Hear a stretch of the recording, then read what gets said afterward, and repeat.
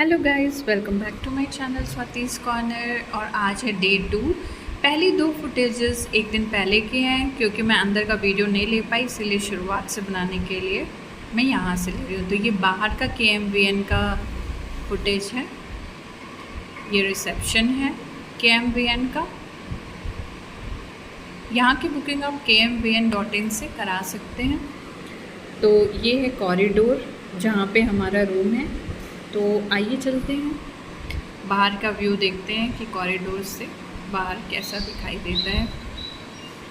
तो ये देखिए, नीचे पार्किंग है और सामने की तरफ ऊंचे ऊंचे पहाड़ हैं। ये मल्ली ताल वाला एरिया है और नीचे ये देखिए आप पार्किंग है जहाँ से हम लोग ने एंटर किया था। ये पूरा व्यू है मल्ली ताल का। चलते हैं अपने रूम की तरफ। तो ये है हमारा रूम। पैकिंग लगभग हो चुकी है और हम चेकआउट करने वाले हैं। ये नैनीताल में हमारा डे 2 है। रूम में एंटर करते ही सबसे पहले अलमीरा है और ये ड्रेसिंग टेबल है और ये मेन रूम है।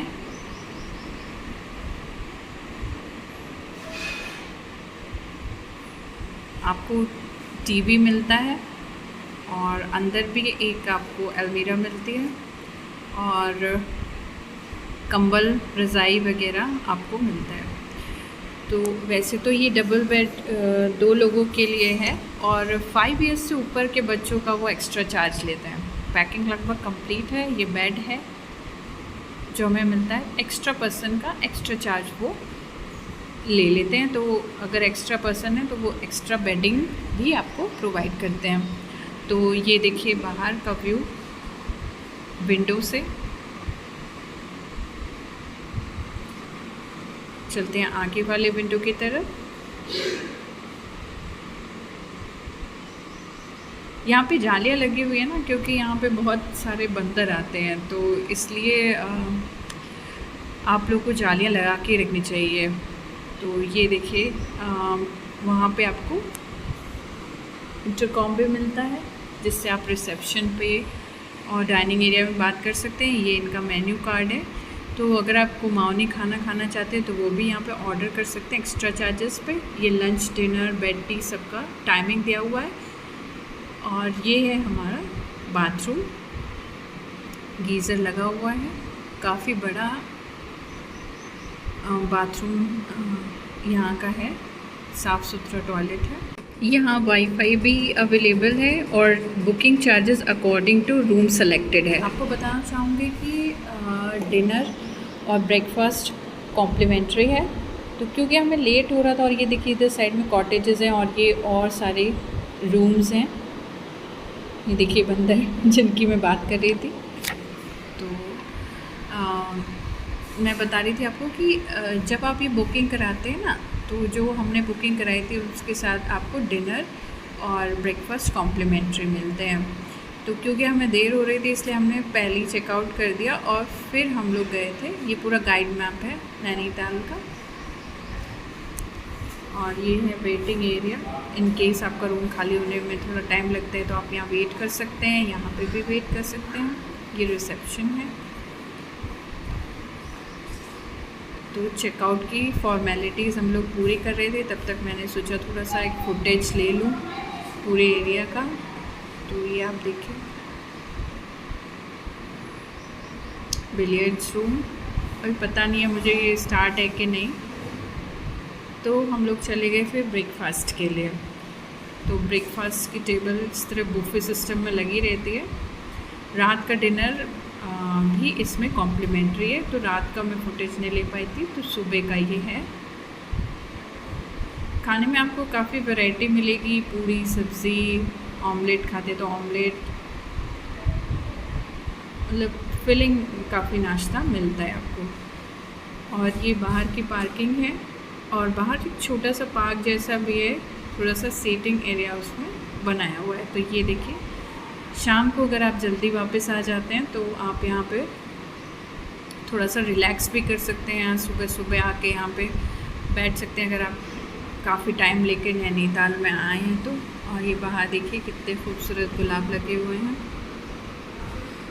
तो चेकआउट करने के बाद अब हम लोग सबसे पहले जाएंगे हनुमानगढ़ी की ओर, जो यहाँ से लगभग 3 किलोमीटर है। तो उसके लिए हमें जाना पड़ेगा मल्ली ताल से तल्ली ताल की तरफ। तो ये है मॉल रोड और उधर आप देख रहे हैं नैनी लेक और ये साइड में सारे होटल्स। तो ये देखिए काफ़ी सारे लेक व्यू होटल्स हैं यहाँ पर, तो आप यहाँ पर भी चाहें तो ठहर सकते हैं। और ये देखिए ये है चर्च, तो आप चर्च में भी जा सकते हैं। हम लोग ने चर्च को स्किप कर दिया था, हम लोग जा रहे हैं हनुमानगढ़ी की ओर।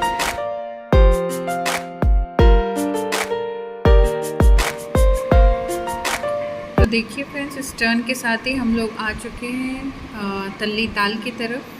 जैसे आप तल्ली ताल पहुँचते हैं तो ये सामने आई लव नैनीताल लिखा होता है। तो बहुत से लोग यहाँ पे सेल्फी वगैरह लेते हैं, फ़ोटो शूट करते हैं। तो आप भी यहाँ पर फ़ोटो शूट करिए। मैं आपको 180 डिग्री व्यू देती हूँ यहाँ का। ये देखिए पहाड़, झील,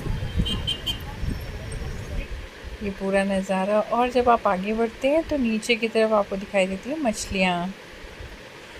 ऐसा ही लगभग नज़ारा आपको भीमताल में भी देखने को मिलेगा।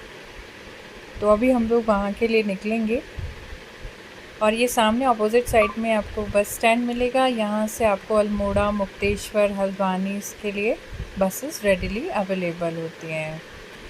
और जो ये देखिए मैं स्लो मोशन में दिखा रही हूँ, ये जो एरो आपको शो हो रहा है, तो अगर आपने KMVN तल्ली ताल में बुकिंग की है तो वो रास्ता उधर से जाता है। और चौराहे से ये देखिए हनुमानगढ़ी 3 किलोमीटर्स शो हो रहा है।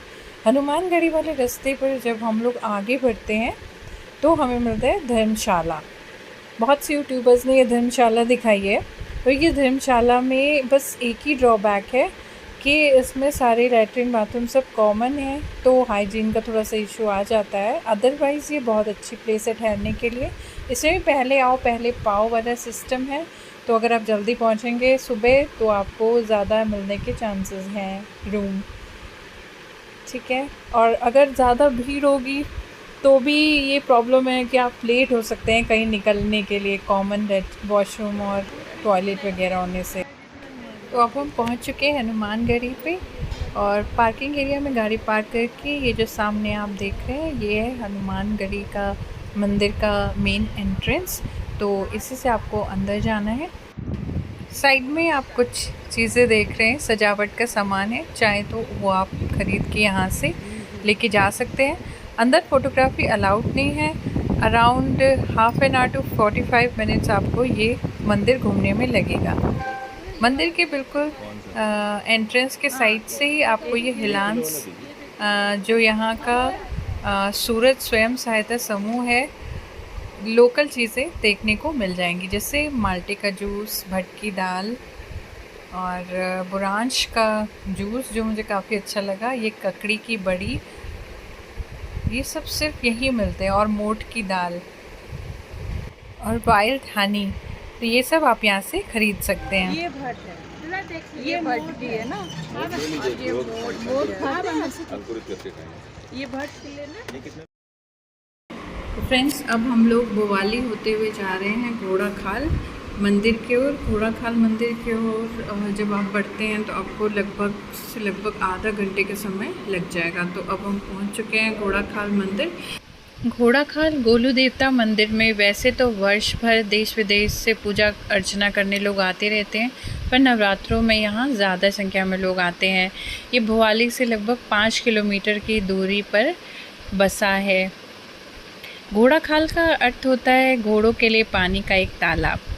तो घोड़ाखाल एक छोटा सा गांव है जो सुंदर पहाड़ी क्षेत्र है, जो मुख्य रूप से पहाड़ी लोगों द्वारा पूजे गए भगवान गोलू के मंदिर के रूप में जाना जाता है।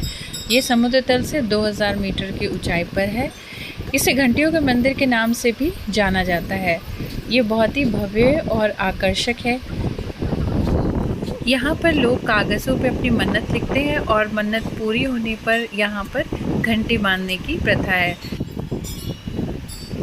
यहाँ एक ऐसी मान्यता भी है कि यदि कोई नवविवाहित जोड़ा इस मंदिर के दर्शन के लिए आता है तो उसका रिश्ता 7 जन्मों तक बना रहता है।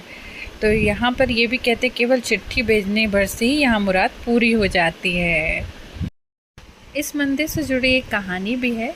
ऐसा कहा जाता है कि गोलू देवता की उत्पत्ति कत्यूर वंश के राजा झालराई से मानी जाती है, जो तत्कालीन राज्य की राजधानी धूमाकोट चंपावत थी।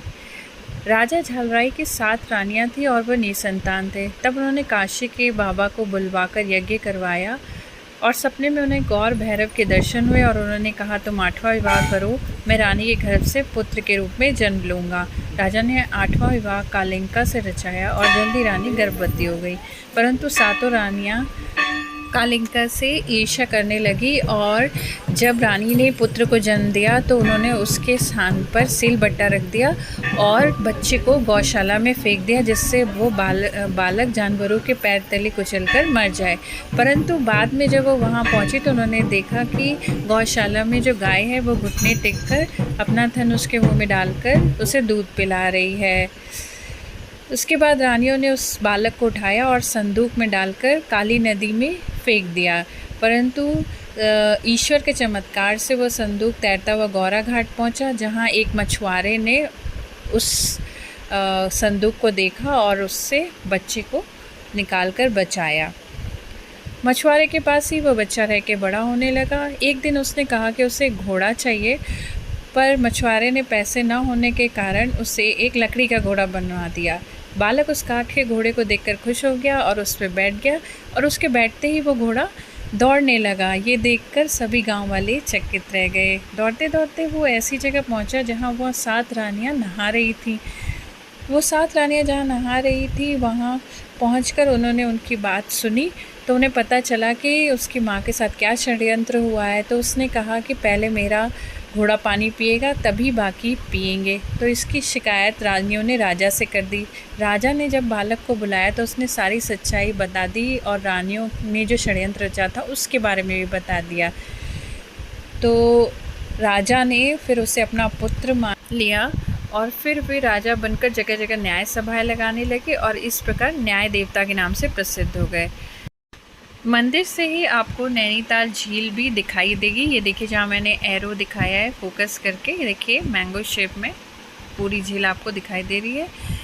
यहाँ पे घोड़ाखाल मंदिर में दर्शन करने के बाद हम लोग 7 ताल की तरफ चले गए। 7 ताल के बाद नौकुचिया ताल और फिर भीम देखते हुए हम लोग रात में लगभग 6 बजे मुक्तेश्वर पहुँच गए थे। आशा करती हूँ वीडियो आपको अच्छा लगा होगा। अच्छा लगा है तो लाइक सब्सक्राइब करिए and thanks for watching.